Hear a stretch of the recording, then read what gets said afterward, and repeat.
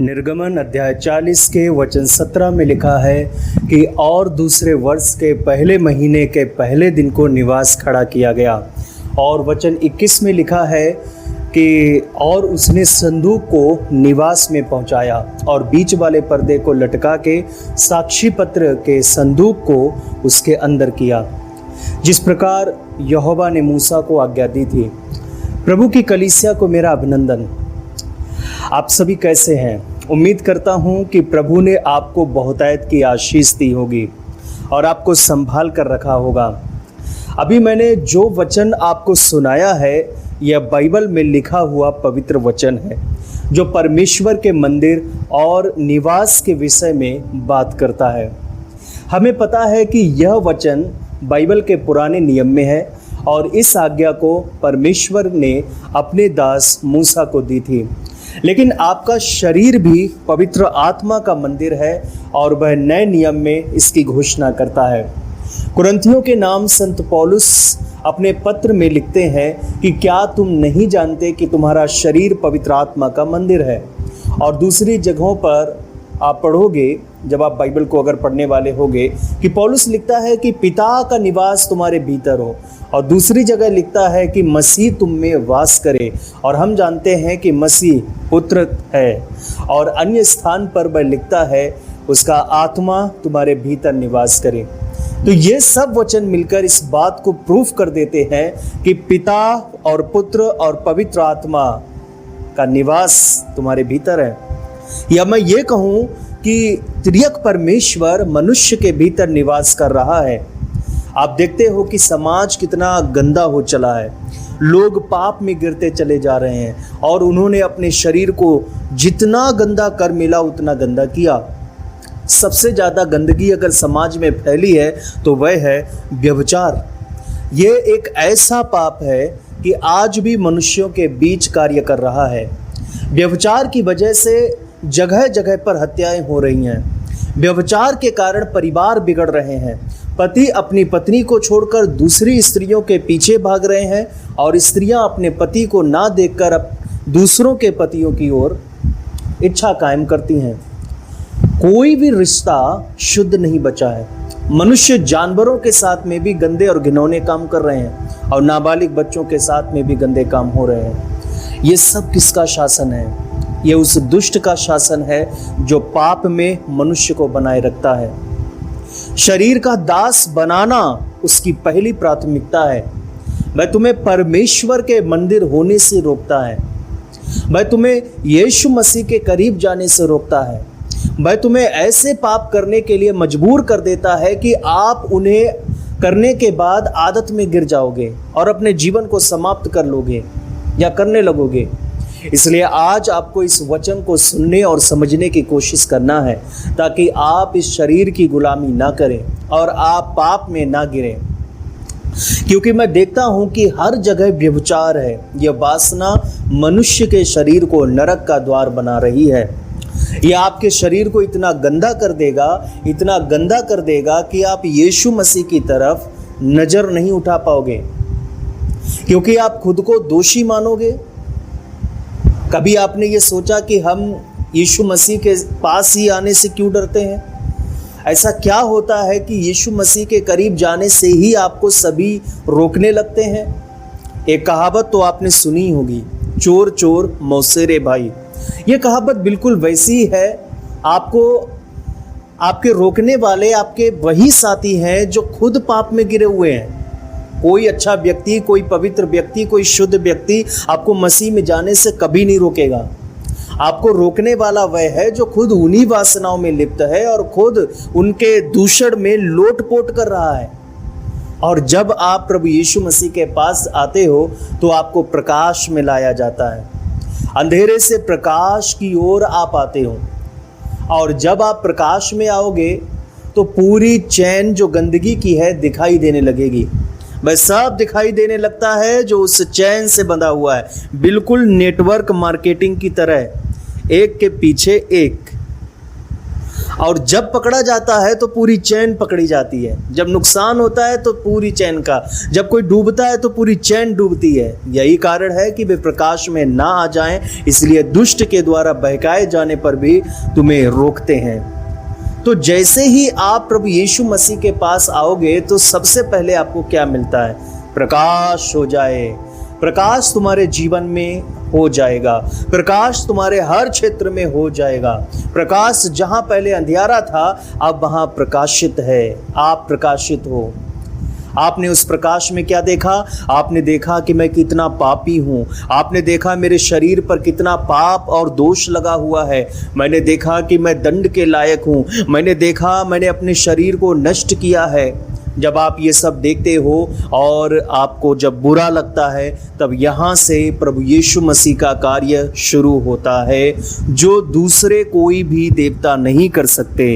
यीशु ही सच्चा परमेश्वर है, दूसरे कोई यह कार्य नहीं कर सकते।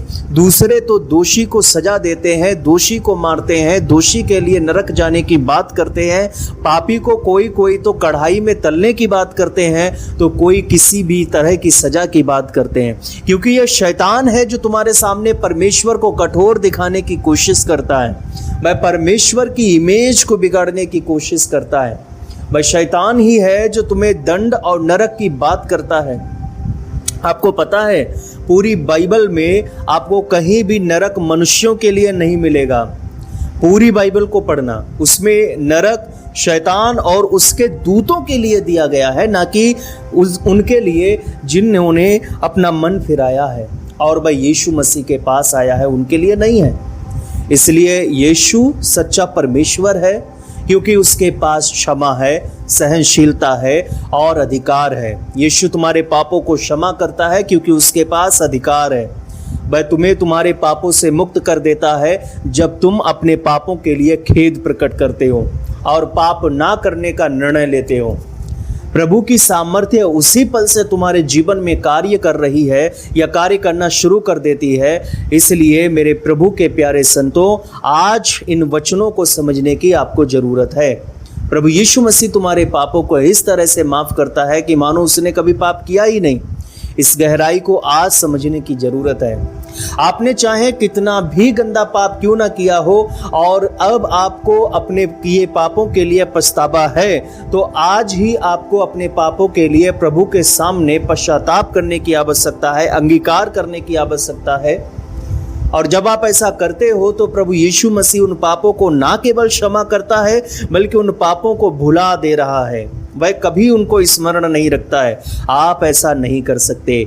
आप अगर किसी के पापों को क्षमा करते भी हो तो आपको वह याद रहेगा कि उस भाई ने, उस बहन ने ऐसा बताया था और ऐसे उसने पाप किए थे और यह वह उसके जीवन में था। आप हमेशा उन्हें याद रखोगे, चाहे भले ही आप अपने मुंह से कभी उन बातों को किसी से ना कहें, अंगीकार ना कर रहे हों, पर वे याद रहते हैं। आप उन्हें नहीं भुला सकते हो। यही अंतर है सच्चे परमेश्वर और झूठे देवताओं और मनुष्यों में, क्योंकि यहाँ पर परमेश्वर उन बातों को भुलाने की बात कर रहे हैं। वह कहता है कि मैं उन्हें ऐसा भुला दूंगा कि वह कभी स्मरण नहीं आएगा। क्या ये संभव है? जी हाँ, परमेश्वर के लिए संभव है। यीशु उनके पापों को पूरी तरह से ऐसे ही क्षमा करते हैं। यह एक नया जन्म है। कितने मेरी बात को समझ रहे हैं? आपको पता है अगर कोई अपराधी जमानत पर छूट कर आता है तो ऐसा नहीं है कि वह मुक्त है, वह अब भी रिकॉर्ड में है, वह जब चाहे बुलाया जा सकता है। लेकिन ऐसा तब तक चलता रहेगा जब तक वह दोष मुक्त ना घोषित कर दिया जाए। इसलिए मेरे प्रभु के प्यारे संतों, आपको प्रभु यीशु मसीह दोष मुक्त करके एक नया जन्म देते हैं, एक नई उम्मीद देते हैं और एक नया व्यक्ति बनाते हैं। इसलिए प्रभु के प्यारे संतों, अब आप यीशु मसीह में एक नई सृष्टि हैं। कितनी मेरी बात को समझ रहे हैं?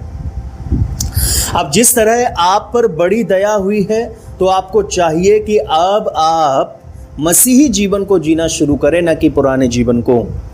मैं आपको नए जीवन को देता है तो आपको नई शुरुआत करनी होगी जिसमें आपका आराध्य परमेश्वर है। वहाँ केवल यीशु और तुम्हारे बीच एक अटूट रिश्ता है। इसलिए अब आपको परमेश्वर का निवास बनना है। क्या बनना है? निवास बनना है। वह आपके पापों को इसलिए माफ कर रहा है ताकि वह खुद आप में निवास कर सके। वाह! आपके जीवन में अब आनंद की शुरुआत होती है। सबसे पहले हम फसह के मेमने के रूप में प्रभु का आनंद लेते हैं और पापों से मुक्ति और दोष मुक्ति का यह एक चिन्ह है। फिर हम स्वर्गीय मन्ना के रूप में उसका आनंद लेते हैं जो हमारी भरपूरी के रूप में है। मसीह हमारे भोजन के रूप में है, मसीह हमारी रोटी के रूप में है, मसीह हमारा पौष्टिक आहार है उसके रूप में। उसके बाद हम चट्टान में से बहने वाले जल के रूप में, उसकी धारा के रूप में उसका आनंद लेते हैं जो तुम्हारे और मेरे सूखे जीवन को गीला बनाकर, नमी युक्त बनाकर उसमें वनस्पति उपजाता है, हरियाली पैदा करता है, हरियाली उत्पन्न करता है, हमारे जीवन को हरा भरा बना देता है। फसह के मेमने के रूप में, स्वर्गीय मन्ना के रूप में, चट्टान के रूप में जिसमें जीवित जल की धारा बह रही है, ये सब मसीह की फर्स्ट स्टेज है जिसमें हम ज़्यादातर लोग हैं। हमें सबसे पहले यही आनंद मिलता है। लेकिन मेरे प्रियो, यही अंत नहीं है। यह तो पहले प्रकार का अनुभव है जिसमें हम इतना कुछ पा रहे हैं। उसका एक दूसरा भी प्रकार है जिसमें बहुत कम लोग प्रवेश करते हैं। मैं चाहता हूं कि मेरी चर्च के सभी सदस्य, ऑनलाइन हो या ऑफलाइन, सभी यहां तक पहुंचे ताकि मसीह की देह का निर्माण हो सके। मैं तो कहना चाहूँगा यहीं से असली मसीही जीवन शुरू होता है, क्योंकि पहला प्रकार तो जंगली जीवन जैसा ही है। वह हमें आपूर्ति मिलने लगी है, हमें बस सब चीज़ें मिलने लगी हैं, जो हमें चाहिए वो सब हमें मिल रही हैं जिनकी हमें ज़रूरत है। लेकिन अब हमें परमेश्वर के लिए कुछ बनना है। पहले परमेश्वर ने हमें बनाया, अब हमें परमेश्वर के लिए कुछ बनना है। हम परमेश्वर के लिए कुछ बनाएंगे और वह है उसका तंबू, उसका निवास। और यही मेरी टीचिंग का उद्देश्य है। हमें प्रभु के लिए उसका पवित्र मंदिर बनना है, क्योंकि पहली स्टेज में हमें जो कुछ भी प्राप्त हुआ है वह एक बहुत बड़ा आनंद है, लेकिन इस आनंद से कम है जो आपको प्रभु के मंदिर बनने में मिलता है। क्योंकि आपको पता है तंबू के अंदर वाचा के संदूक को रखा गया है, और यह संदूक किसका प्रतीक है? यह उसका अनुभव और उसकी गवाही और उसका प्रकटीकरण है और उसकी व्याख्या का प्रतीक है। किसके किसके पास परमेश्वर की गवाही है? क्या आपके पास परमेश्वर की गवाही है? क्या आपके पास परमेश्वर का प्रकटीकरण है?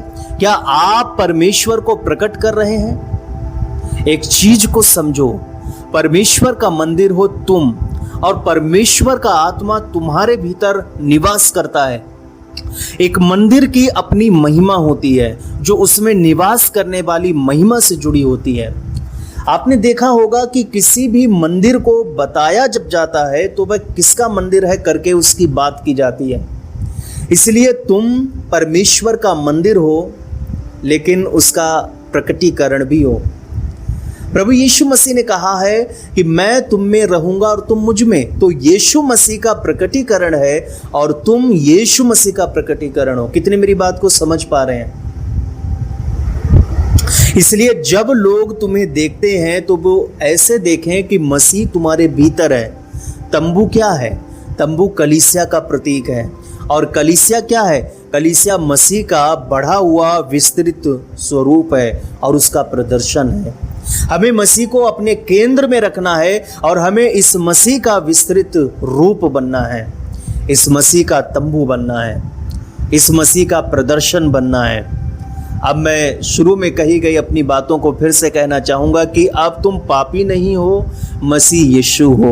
अब तुम व्यभिचारी नहीं हो, बल्कि मसीह यीशु हो। यीशु मसीह ने तुम्हें अपनी पहचान दी है। तुम अब कोई दोषी नहीं रहे, क्योंकि यीशु मसीह में तुम्हें उसकी पहचान मिल गई है।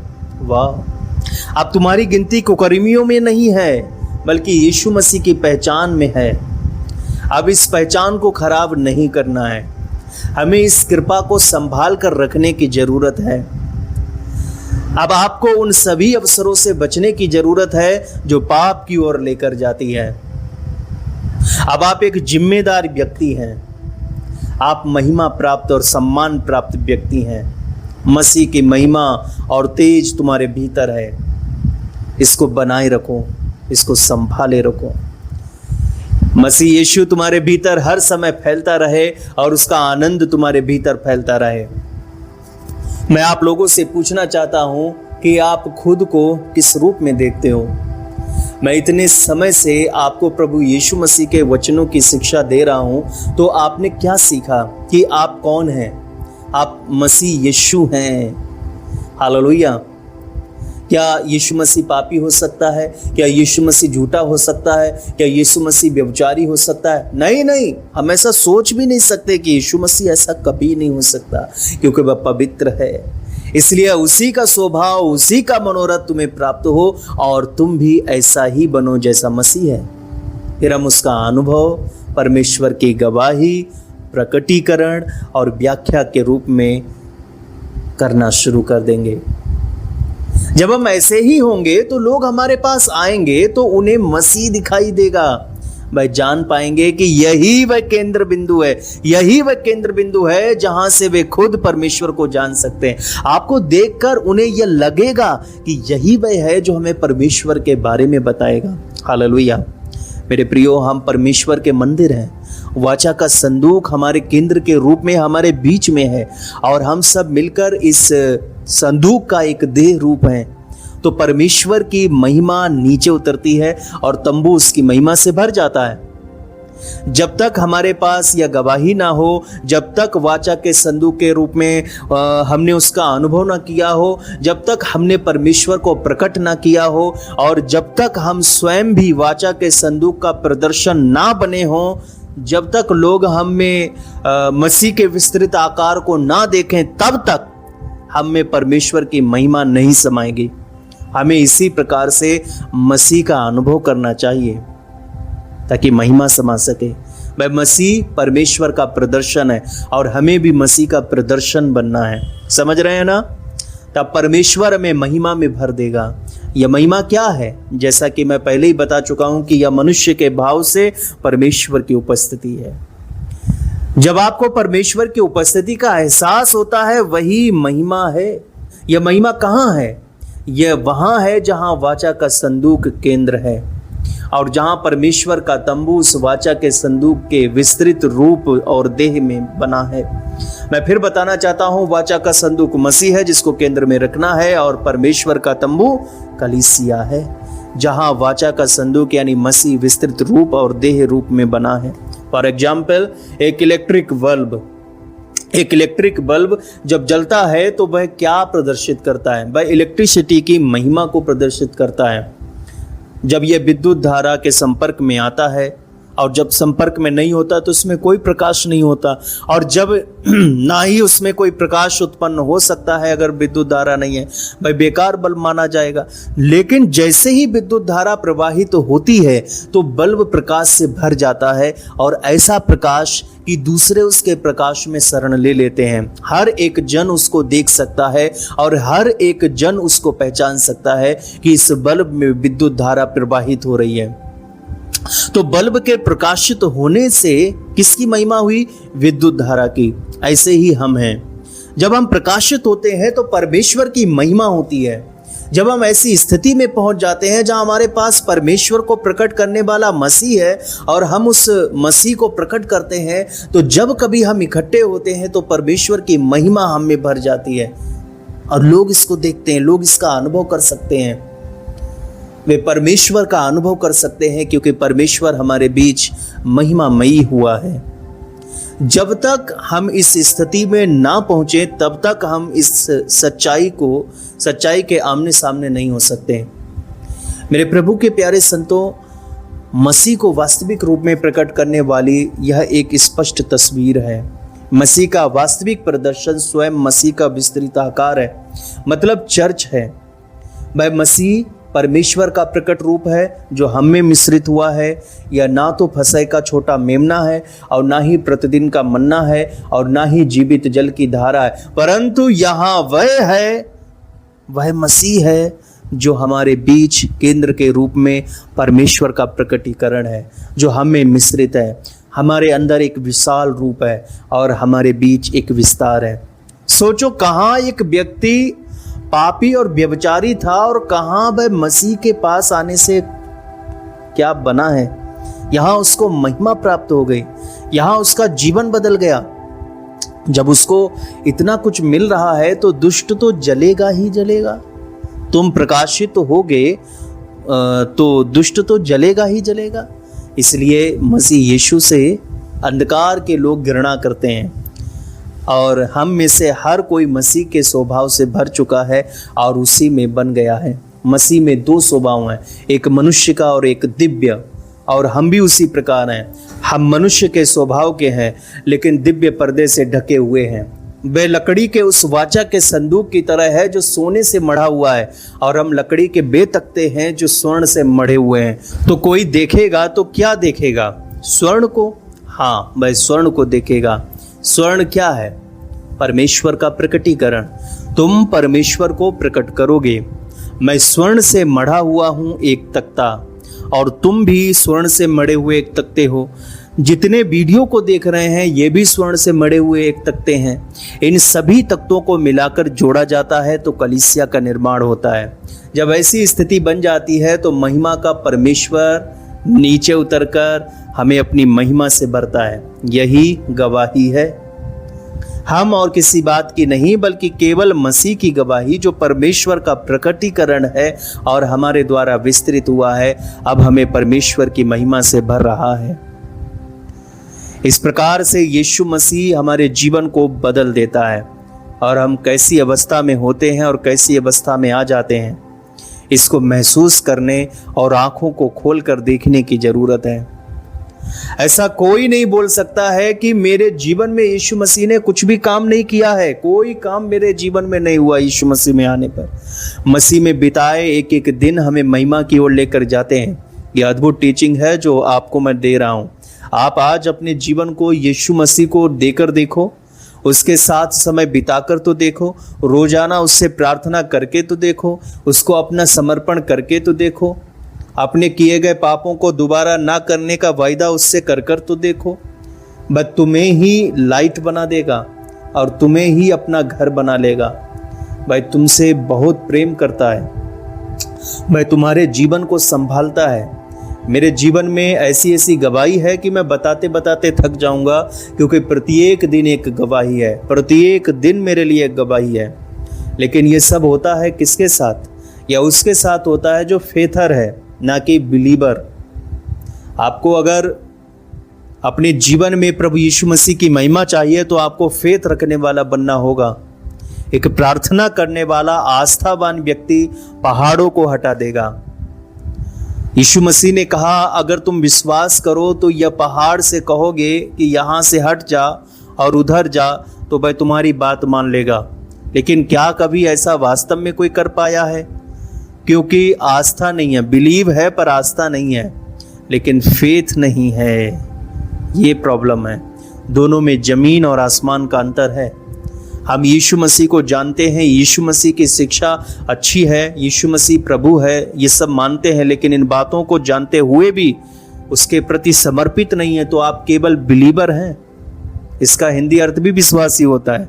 आप उसके वचनों के प्रति समर्पित नहीं हैं, आज्ञाओं को मानने के प्रति वफादार नहीं है, तो आप केवल एक विश्वासी हैं, बिलीवर हैं। और आप पहाड़ को हटाने की बात करते हो, कैसे होगा? आप केवल वचन जानते हो, मानते नहीं, कैसे होगा? बाइबल को केवल अपने वचन को जानने के लिए पढ़ा है, मानने के लिए नहीं पढ़ा, तो कैसे होगा?